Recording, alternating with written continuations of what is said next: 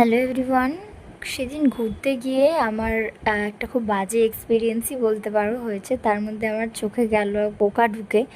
তো যাই হোক, চলো ভিডিওটা একদম প্রথম থেকে শুরু করি। তো দেখো, আমি এখানে একদম রেডি হয়ে গেছিলাম, ক্লাস থেকে এসে কিন্তু আমি রেডি হয়ে গেছিলাম। এখানে দেখো আমার বান্ধবী অর্পিতা চলে এসেছিলো।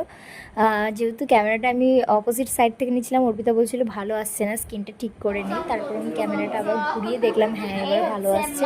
আর এই দেখো আমার মা এখানে বসে বসে দেখছে টিভি, আর আমি আর অর্পিতা একদম রেডি হয়ে দুজনে বেরিয়ে পড়েছিলাম একটু ঘুরতে। সারা সপ্তাহ কাজকর্মের পর কিন্তু ও কিন্তু এই স্যাটারডে আর সানডে ছুটি পায়, আর আমিও সেই একই ধরনের স্যাটারডে আর সানডেটাই ছুটি পাই। তো তাই জন্যই ও স্যাটারডে আমার বাড়ি এসেছিলো। সেই দিনই কিন্তু আমার একটা ক্লাস ছিল, আর সেই ক্লাসটাই করে চলে এসেছিলাম আমি।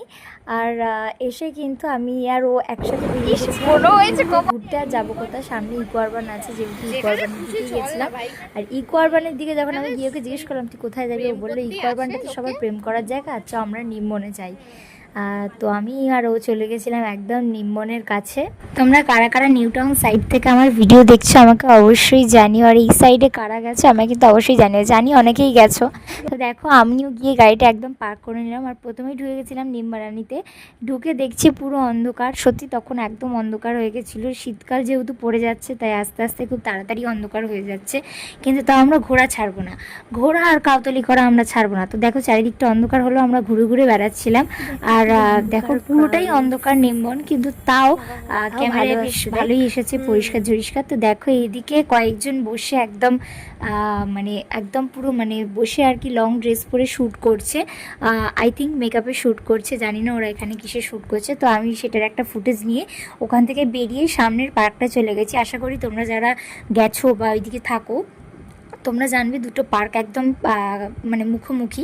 তো আমরা এই পার্ক থেকে এই পার্কে গিয়ে দেখি পুরো গাছপালা ওখানে ভেঙে নিচে পড়ে আছে। আমার মনে হয় ওরাই নিজেরাই ভেঙে হয়তো নিচে ফেলে রেখেছিল, যেহেতু গাছগুলো অনেক বড় বড় আর অনেক দিনই হয়ে গেছিলো তাই। আর সেদিনকে গিয়ে দেখছিলাম যে ওই জায়গাটা পুরো রং করা হয়েছে, যে পোলগুলো থাকে ছোটো ছোটো সেগুলো রং করা। একটা দেখি আর একটা গিয়ে ওটাও রং হয়েছে ভাই, ওইটাও রং হয়েছে আই থিঙ্ক। না, ওটা রং হয়নি। গাইস চলো উঠি। এই ছোট ছোট পোলগুলোতে উঠতে না আমার ভীষণ ভালো লাগে। তো আমি এখানে এসে আগে দেখি পোলগুলো ফাঁকা আছে কিনা, যেহেতু একটা ভিডিও ক্লিপ নেবো তাই। তো এই পোলটা ফাইনালি, এটা আগের দিন রং হয়ে গেছিলো, দুঠে দেখছিলাম তাই এটা শুকিয়ে গেছিলো। আর আরেকটা যে পোলটা ছিল ওটা ছিল একটু সুন্দর, একটু মানে দেখতে সুন্দর, ওই জন্য ওটাতেই উঠবো ভেবেছিলাম, কিন্তু ওটা রং হয়েছিল। পরের সপ্তাহে আসবো, সপ্তাহে একদিন এমনি ফাঁকা থাকবো। এইখানটা আগে কত কিছু বসতো, এই পার্কের সামনে কিন্তু আগে অনেক কিছু বসতো। রিসেন্টলি আমি দেখলাম এই পার্কের সামনেটা একটু ফাঁকা ফাঁকা হয়ে গেছে। ওখান থেকে বেরিয়ে